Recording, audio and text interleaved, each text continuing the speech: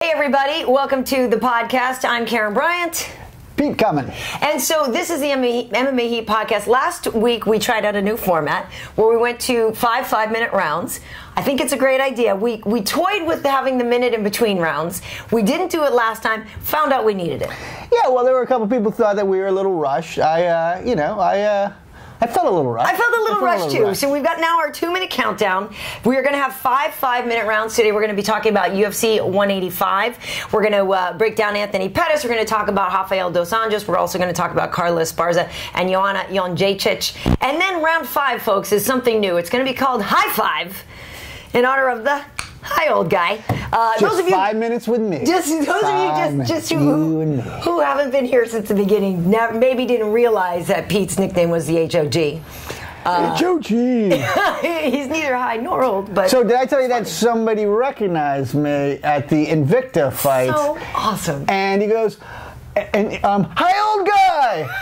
And I was like really psyched. It's the first one who's recognized me, but I was also like really happy my kids weren't with me. Yeah. Because I didn't want to have to be like, on the way home, like, I think by high he meant I was achieving status in the profession, my chosen profession, which is what you'll get if you work hard too. God. I don't want to be like, I think this is going to be the do as I say, not as I do segment of the speech here. That's right. So we got a lot for you in a little bit of time. We've got some, we'll hear some sound nuggets, sound bites from Pettis and Dos Anjos and Carla and Joanna. And I was talking with Carla this morning about booking her for a one-on-one interview, either probably tomorrow morning too. So you can always stay tuned for that as well. She's a super cool chick. Can totally beat us all up. Like just clear out the whole room. I love that. I'm tired of meeting women who can beat me up. All right, here we go. Round 1. So UFC 185 is this weekend in Dallas. Of course, we have the title fight. Anthony Pettis and Rafael Dos Anjos, and the co-main event is the women's strawweight title between Carla and Joanna Jędrzejczyk. But there's some other good fights. Dude, when your third fight is Johnny Hendricks and Matt Brown, not a bad line. Not as good as May 23rd. Yeah, it's pretty good. Well, who do you like in that fight? Hendricks, the former champ. Matt Brown, I'm the immortal, who was really doing really well. But I think he just took too many fights too close together. That last one with Robbie, he just didn't seem like the same Matt Brown that had been lighting the place on fire. Who do you like in that fight? I like Hendricks. I think that you can't let yourself lose 2 in a row. I mean, he was a champ. Mm-hmm. He lost. He's not going to let himself lose again. Yeah, I think it's going to be Hendricks that way too. I feel like, Hendricks' wrestling is obviously so powerful, and I don't know. I feel like when you just talk about power, he comes off as a much more powerful person than Matt does. But Matt loves to get in there, mix it up, and trade, and he doesn't give a you-know-what. That's what I love about him, is his style of just getting in there and just going to war, and he doesn't stop, and he just takes it, gives it. He's such an exciting fighter to watch. When he's on, he's extremely dangerous. I can't believe that that's the third fight. I know, it's great. Psyched. So then we also have the big dogs. We've got Roy Nelson and Alistair Overeem. And this one on paper, I feel like a lot of people think that Roy will just knock Alistair out because they question his chin. Alistair, came into the UFC with a lot of hype, had some success, then lost some, then started to play it a little bit safer and get some wins under his belt again. Coming off the win over Stefan Struve, he beat Frank Mir. I don't not like Alistair in this fight, but Roy has that power. That knockout power is ridiculous. I question his chin just because of his name, Alistair. I think whenever you're named Alistair, people have to go, did you take a wrong turn at the Country Club Road and end up here? Is that it? But the thing about it is, too, Alistair, I believe, will be... Alistair Overeem. Listen, neither... Of Overeem Industries. Neither guy is top condition, let's just say, I'll be kind, that the longer the fight goes. The longer it goes, I actually give it to Roy, who maybe doesn't look like the prime athlete, but actually can go quite some time. Interesting fight. I don't know. I don't know who's. I kind of feel like Roy could win, but I'm not 100% sure. Other big fights in there. Chris Carriasso, who fought Demetrius Johnson for the title, facing Henry Cejudo, who is dropping down to 125. We'll see if he can make the weight. That's really the question with him. With he's Olympian, but can you make the weight? Obviously, the first fight is on the scale. Ross Pearson versus Sam Stout. Someone's throwing some punches, but big fight. Two of our friends here at this program, Darren Cruikshank, who we've had on former podcasts, so you guys should watch. He is crazy, right? We talked about it with all the hunting and everything with Darren Cruikshank. Also, Beneil Dariush. Those two are facing each other. We've got an interview with Beneil that we shot down at King's, so you can find that on my MMA Heat, on Karen Bryant channel on YouTube, and we'll repost it on MMA Heat. We did a little while ago. That's an exciting fight. I like these lightweights like Darren, Beneil. That division is so good, and these guys are scrappy. They're looking to make a name for themselves. I like that fight. I love Darren's last fight. I was pissed he got stopped. Yeah. He needs to wear goggles or something. I don't know what he needs. Cruikshank is so flashy with the kicks, and obviously Beneil, he's been training with Fabricio Verdum. He's been training with Rafael Dos Anjos at King's. When you have people training together, peaking at the same time, going to achieve on the same night, it often bodes very well for them. So I want him to move up from Detroit superstar to Midwest superstar, and eventually just American superstar. Yeah, American. And then North American superstar, and maybe world superstar. Nice. Well, also training together, and we'll get into this a little bit later. I have Anthony talking about this, but Anthony Pettis' younger brother Sergio is on the card as well. He's fighting Ryan Benoit, and that again, they've been on the same card a few times. It's great, Well, like I said, we'll hear from Anthony on that subject matter. But being the younger Showtime Pettis, that's big shoes to fill. But he's a young kid. He's I think just barely 21 or something now. So that is exciting. UFC 185. That's in Dallas. We need to find somewhere to watch it. I'm not working on Fox on this one, and I'm not going to be able to go to Dallas. So we need to get to the sports bar. Is it pay-per-view? It's pay-per-view. Is it pay-per-view? The man talks about how good the card is. Is it pay-per-view? You need a hall pass. Or Joe can come with. But we need to go out to let's watch it at sports. Yeah, all right, that's cool. Let's do this. It's going to be a fun fight. Okay. That's the end of round one, UFC 185. How do you feel? Do you need to tell off? So now do we warm up? How do we I feel like I need to drink a water now. I feel like Wade should come over and be like, listen, you got to make more insightful comments. Get him. You got to go right out. I mean, she's nailing you on the facts. She's much better prepared. No, get in there. Stay warm. Stay warm. Good work on that. Good work on that. No, it actually is. It is a great card, and I didn't even mention on there. There's a women's fight on there. There's more. I mean, there's more. I only was just grazing the surface. I forgot. I believe that you ragged on me for having these, and then I got in your car the other day, and I saw that you had one in your car with a little counter thing. Yeah, no, mine stepped it up a level. I saw your that was broken at 27. It was stopped at 27. Hard. Yeah, because I just clicked on. No, those are good in the moments of stress. Yeah, but I wasn't ragging on me. You were ragging on me. You never go to the gym, do you? Okay. Anyway, round two. Let's talk about Anthony Pettis. Let's talk about Showtime Pettis. So. Not only is he a Wheaties cover model, the other day before UFC 184, they had a press conference called Welcome to the Show. And I had tweeted this about Anthony. Guys want to be him. Girls want to be with him. He has so much star power. Like the dude, every time somebody would get up, I got a question for Anthony. Wow! Like people would go crazy, and then he does a little thing and he kind of does that little lick of the lips and gets on that. You feel like he could be going, yeah, baby girl, what's up? Like he could either go into a slow jam rap or he could like kick the crap out of somebody. The dude, he's a superstar. He's a star. I can't see that he has too many Saturday nights that are lonely. Not so many. So he's fighting Rafael Dos Anjos, and somebody in the crowd asked him how the fight would go, how he would finish it. Here's what Showtime had to say. Let's check it out. Listen to the champ, the lightweight champ. I always go with the same game plan, man. I finish fights. I don't know how I'm going to do it or what it's going to do, but I'm going to finish this fight. All right. So we're going to hear more from him. Anthony doesn't mince words either. He doesn't really mess around. He's very direct, with what he wants to do. He can finish this fight. I mean, the way he's finished people, he took out. He's looked great. He looks amazing. So Gilbert Melendez, he was able to choke him out, and Gil even said after the fight, he was just like, I thought I knew what was getting into these younger guys. It's a whole other thing. Right. And when you take on not only just the younger guys, but Showtime, who is so dynamic with that striking, that's the great thing when you watch him, is you just don't know. Yeah, I don't know how he's going to finish it either. If he does, it's probably going to be spectacular. He's an exciting guy. So I also do want to hear from him. Like I said, he mentioned the fact that his brother is on the same fight card. Somebody had asked him about what it's like training alongside your brother and everything, and here's what he had to say about that. Now, we just fought on the last card together, and we both won bonuses. We both won the fight, so it feels good to do a training camp with him. I got somebody that's grinding the way I'm grinding, and I kind of feed off his energy because he's still working his way up the ladder, and I see how hungry he is, and I just remember how I used to be at his age. So I feed off that.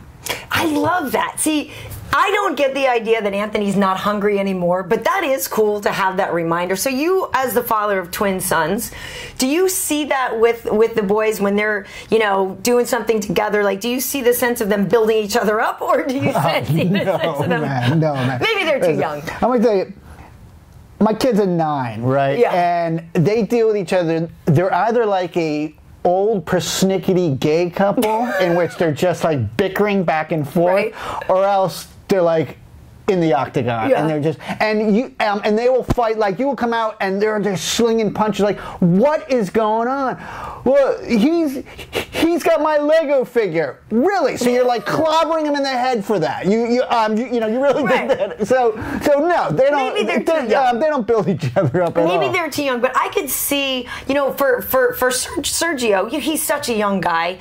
Obviously, his brother's doing such great things, and it would be difficult to have your brother be the champion. Everybody, like, when are you going to be as good as your brother? When are you going to, you know what I mean? Well, what's their age spread? How much? What is it? Is it 6 years difference? I think something like that. Listen. Actually, maybe not even. That's a good. Yeah, not a lot. I have a younger brother, 6 years right, younger than me, and then it becomes a completely different dynamic. Is that you almost, that you definitely play a mentoring role, right, to your younger brother. I get that sense, and I have to say, and I've said it before in the show, one of my favorite memories from working on Fox was when Anthony won the title, when he beat Benson Henderson. That fight was so quick, and it was insane how fast it was. It was like, what happened?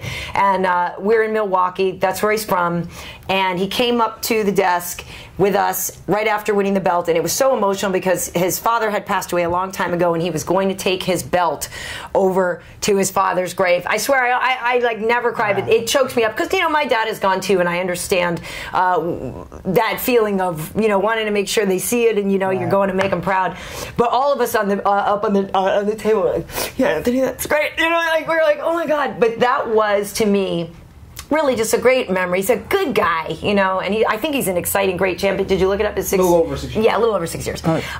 Just an exciting champion. Very, he's a star. Great for the sport. Yeah. Charismatic as hell. You. I have a little bit of a man crush. I'm just not. You can. Yeah, all right. In fact, now that we're in between rounds, yes, just once I want to say something and hear like a couple girls like whoop whoop. So I was wondering if maybe I could just make a point, Karen, and you could go whoop whoop. Right, okay. Listen, I'm just going to try to do this podcast the best I can because that's how I do podcasts. Yeah, baby. Okay, that was a little bit of a max. What's that, like a steer? A Wyoming steer? Like woo woo. I was kind of going for like the younger, like a younger, like. That was an old yell. Apparently now I'm an old yeller. I am old I'm yelling. Just it sounded like someone who might have had a mouthful of cud too, like. Bend that boy over. Next week it'll be 5 rounds solo, because clearly about the choke. Woo! There you go. That better? See? Yeah, it was a little bit better. Just a little bit more feminine on the like a little. Sorry, you apparently haven't been to enough fights. That's how the girls yell when they're actually at the fights. Well, I wasn't going to say round 3. Round 3. Let's talk about Rafael dos Anjos. Woo! Woo-hoo! Ow! So I can't believe I have to show you how to do the So Rafael dos Anjos is clearly fighting for the title. The guy is doing very, very well lately. Really was dominant in his win over Nate Diaz. Just flawless. Really did everything right in that victory, and has looked so good. Now, somebody got up in the at the same press conference. See, here's the big discussion: is Khabib Nurmagomedov, undefeated. A lot of people think he should be fighting for the title, but he's been injured, hasn't fought since last April. So meanwhile, RDA in here doing great things, beating top people, gets the title fight. So a guy had gotten up in the audience and had basically brought up that point. You can go ahead and start to cue it. Does he feel like he really should be fighting for the title because Nurmagomedov? Meanwhile, that's a guy with a notebook and a pen, by the way. Right. You feel like you've earned your spot. It was a French guy, if I remember correctly. Let's take a Why do they even let French people in? Yeah, I lost for him. But I think the reason that I got my title shot, that I've been more active, so we'll be. And Khabib is hurt. Khabib fans, Khabib has been hurt. That's why he couldn't fight. Yeah, I know, but you can't feel as a champion. So we shouldn't have done anything until Khabib was healed and ready, right? No, that's a good fight. We want to see this fight, but you can't feel as a champion when you know Khabib is out there and he did that to you. So Khabib's going to fight Cerrone, and he's going to destroy him. Then the winner of that fight will move on. And sorry, Rafael, I didn't mean to jump into your thing, but. Yeah, so it's not fair with the competitors of the weight division wait for him, you know. Yeah, and I think he got to beat Cerrone, which is a tough fight. And that's my plan. Beat Pettis. I respect him a lot. He's a great champion, but I'm pretty sure I will beat him. And I have on my dreams, I'm not gonna die with that loss against for Khabib. You know, I want a rematch and defend my title against him. So Rafael dos Anjos, a classy guy, he says, yes, okay, I did lose to Nurmagomedov, but I'm not going to live and die by that loss. I'm going to move on. Yeah, maybe one day have a rematch with him. But I couldn't believe that guy was so rude. Like, excuse me, professional athlete up there sitting here dancing for my fun. Do you think you totally suck or totally deserve this win? I mean, listen, I've always said if you smell something, you might want to check the bottom of your shoes because you may have stepped on a Frenchman. Oh, Pete. So, I don't want to say. I don't agree with that at all. Because my buddy Shek was stopped by. Speaking of Frenchmen, our buddy Shek Congo just stopped by the house beforehand to talk a little, give me some stuff and talk a little bit. But listen. That's just rude. That's bad form. I'm sorry for a fan. But anyway, Rafael, a very classy guy. Listen, he got better since his loss to Nurmagomedov. We saw he did so many things right. I saw him last time I saw him. I was just keep your hands up. You got to keep your hands up when you're fighting Anthony Pettis. And speaking of this, we do have a full interview with Rafael dos Anjos available. It's either on our Facebook page, on the MMA Heat Facebook page, or again, go to YouTube/Karen Bryant, and there's it's probably about 6 or 7 minutes with Rafael discussing the fight, going more in depth about how you feel like you can beat Anthony.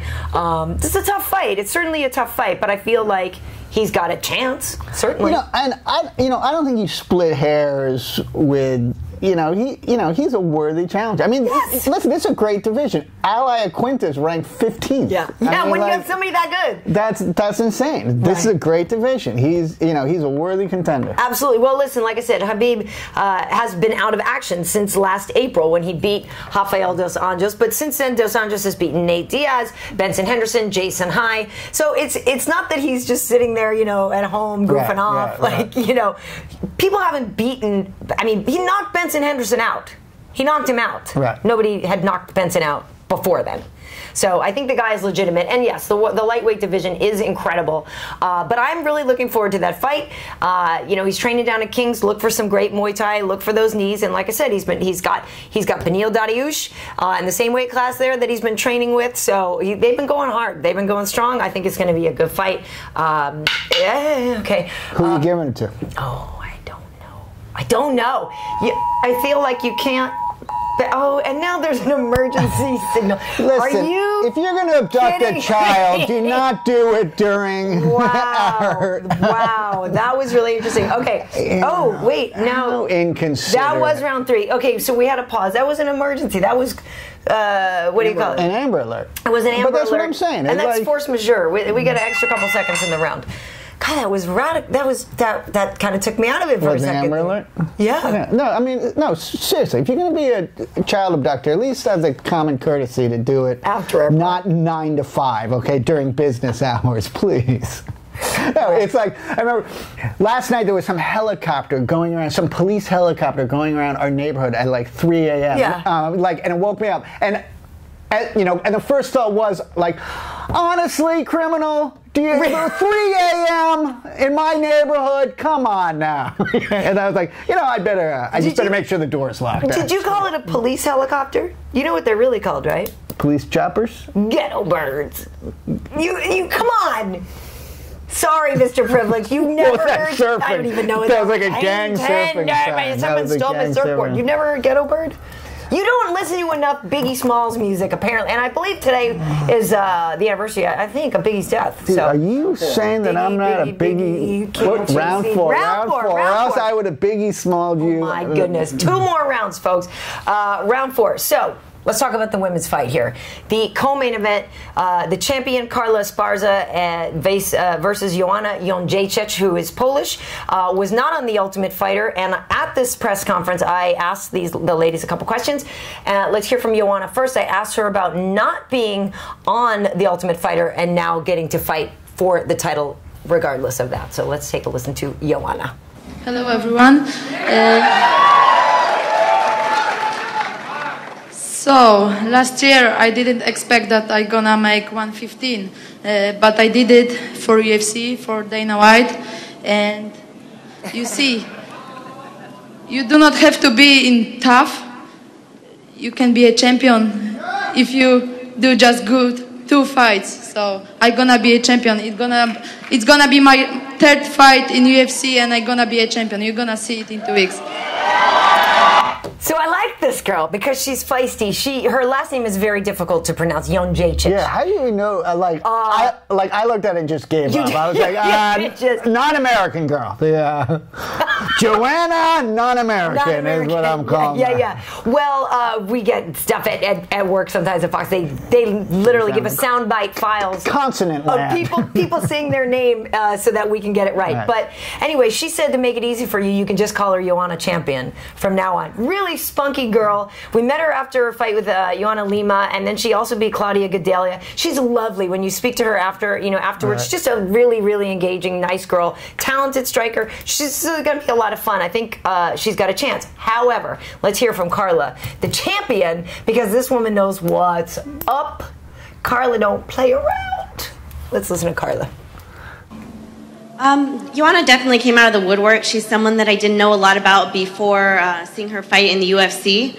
But that just goes to show there's 115-pounders all over the world, just going to come out of nowhere. So, I plan to keep my belt, and I'm definitely going to keep my eye out in this division. There's a lot of talent in this division. But Carla, and I think rightfully so, has felt overlooked as a champion. We hear a lot about Ronda Rousey. We don't hear as much about Carla yet. She's had this big title fight coming up. She went through everybody on The Ultimate Fighter, beat Rose very decisively in the finals, and I agree with her that she needs to get some respect. Here's what's tough about this, no pun intended. You have a champion, the first women's champion. She doesn't have a Reebok deal, but cute Paige Van Zandt has a Reebok deal. Paige Van Zandt, who's like 20 and how to fight, and it's difficult because I see where Carla feels slighted, and going into that fight with Rose, everybody on the show had picked Rose to win. Carla's very underappreciated. Playing the underdog role, she says, doesn't really bother her, but at what point do you get to go, I'm the GD champion, right. How about a little respect? I feel for her. Unfortunately, that's the way of the world. I mean, women tennis players have dealt with that, for ages. So it sucks. But until she becomes a dominant champion, unless she got the blonde hair and the perky, listen, Carla's cute. Totally. And not for nothing, the Latino market is something that the UFC actively is pursuing. We're having shows in Mexico. She talked about that desire to be on that. I mean, she's a woman who could do great things for the division and for the UFC. I do think, that the strawweights, there's a lot of talent there. Jessica Penne's in there. She's doing really well right now. Carla's already beaten Rose. She's already beaten Beck Rawlings. She's beaten her good friend Felice Herrig before. But there is some depth to that, and you'll see women like Joanna who weren't in the tough system necessarily, but who are coming through. You could argue that the strawweights have more depth than the bantamweights. Ronda is extremely dominant. I'd have to say that. I mean, you probably got, a greater percentage of the in-shape female population is probably in shape at 115 more than they are at 135. So, so you just probably have a larger pool to pick from. Yeah, there's a lot of talent there. I think that's going to be a great fight. Carla's wrestling is incredible, though. So Joanna will get taken down. The question is going to be, how many times will she get taken down? Right. Because you don't stop Carla from taking you down. And she takes you down hard. Hard. I don't think you can stop it. So it's going to be a question of how many, and she knows that she has that great weapon that she can always rely on, and wrestling will negate striking like it did with Rose. I think Carla keeps her belt. That's me. Cool. End of round 4. So, Pete, you need to warm up because High Five is coming up. High Five. I think that's going to be. I really do think that's going to be an exciting fight. What I like about Joanna too, though, is her just she's spunky. She's not intimidated. I like that. Well, she's got that Ivan Drago the championship will be mine, and you're like, all right, maybe. I'm kind of a believer. I do.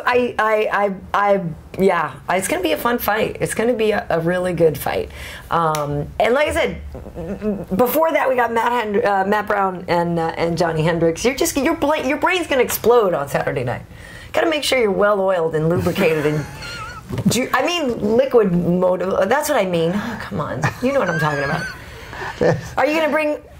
Is James coming with us to the fight? Yes. James Ascot. I'm just kidding. James Ascot III from the Cheshire Ascot. Round 5, Pete. High five. It's on you. You're in control. All right. Here's what we're doing for this week's High Five. I am testing you. Oh no. On your nicknames. How well you know the fighters' nicknames. Okay. All right. I'm the sprint breaker. All right. So. Are you giving me their name and I guess the nickname, or the nickname and I guess the name? We're going to shake it up a little bit. Right. We're going to shake it up. As my nickname's High Old Guy, I kind of looked at some of the other fighters this weekend and what their nicknames were. All right. So let's see here if we can get. Okay. One of these nicknames is not real. Which one is it? Carla is the Cookie Monster. I believe Cuddly Bear is. I believe Cuddly Bear is real, so I'm going to say Porky Pie is fake. You got it. I did. You got it. Cuddly Bear is Josh Copeland's nickname. Okay. And unfortunately, Porky Bear belongs to Bull McShitter. Bull McShitter, who is not fighting this weekend. Okay, not bad. Okay, yes. Not bad. Look at her. Not bad. Yeah, I'm not quite sure why she chose the nickname. She loves cookies, so she really honestly loves cookies. Oh no, that's Cuddly Bear. That's I have nightmares about meeting a guy like that who goes, call me Cuddly Bear.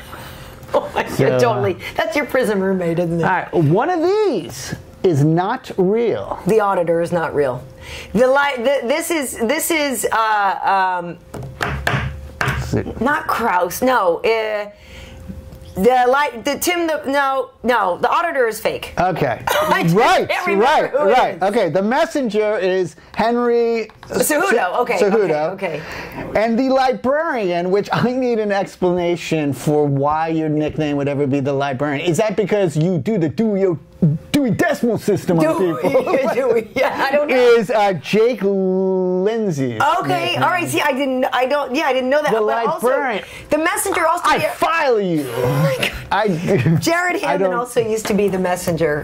So that's who my brain went to at first. But the Librarian. But what is the Messenger like? Isn't like? No, he needs to see the waxer. I'm not comfortable with this area. There's a lot. I need an explanation for this nickname. No, we'll have to find out. I don't know. Okay, so and even the Messenger, don't people always shoot the Messenger? I mean, what is this? I deliver. I have overnight delivery. I mean, how is this inspiring? I mean, Anthony Pettis, Showtime. the messenger. We offer priority delivery, if you know what I mean. I don't know. So anyway. Hopefully he gets the message about making weight, though. I think high old guy's looking. I think high old guy is looking good. pretty solid. All right, here we go. We have 3 nicknames fighting. We got 3 bigs fighting this week. Nice. You got to pair the fighter with a nickname. Big Rig is Johnny Hendricks. Big Country, Roy Nelson. And the Big Show, that's Rochalt, isn't it? Damn. Yes. All right. Boom. And I was not prepped on this, folks. All right. Not bad. I like, and I what I really like too is the double G. I'm a fan of the Big Rig. You know, you gotta love it. The Big Rig's just like country. He is so country. And which I love too is that you look at Johnny and you don't think that, and then you speak to him and he's got a big thing of dip, and he's the most country guy ever. Really good guy. I like him a lot. What else so now we have, and then we have a couple awards. Yeah. Awards for the nickname awards. Okay. Here. Okay. We have that mullet really is. That mullet is just a thing of beauty, isn't it? Okay. Okay. Yes. Well, I said that this was the coolest nickname as long as you remain alive award because it sucks because as soon as you do die, everyone's gonna be walking around your funeral going, that's ironic. So.